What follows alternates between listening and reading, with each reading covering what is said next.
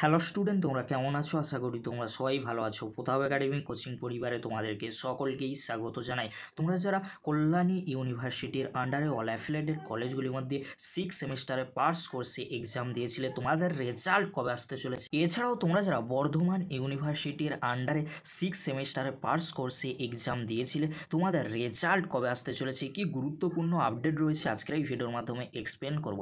তাই তোমাদেরকে হলো চ্যানেলে নতুন হয়ে থাকলে চ্যানেলটি সাবস্ক্রাইব করে পাশে থাকা বেল আইকনে প্রেস করে অল নোটিফিকেশন অন করে দেবে।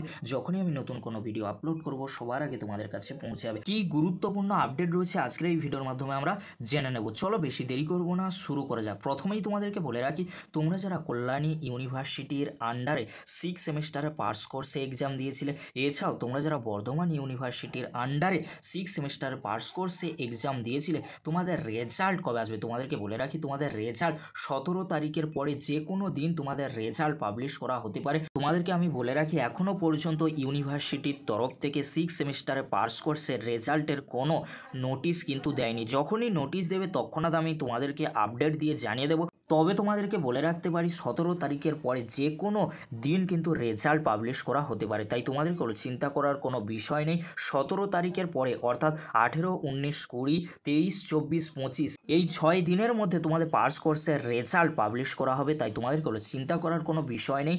যখনই ইউনিভার্সিটির তরফ থেকে রেজাল্টের পিডিএফ বা নোটিশ দেওয়া হবে তৎক্ষণাৎ আমি তোমাদেরকে আপডেট দিয়ে জানিয়ে দেবো। আজকের এতটুকু, পরবর্তীতে দেখা হচ্ছে নেক্সট ভিডিওতে রেজাল্টের আপডেট নিয়ে। ভিডিওটি দেখার জন্য তোমাদেরকে অসংখ্য ধন্যবাদ।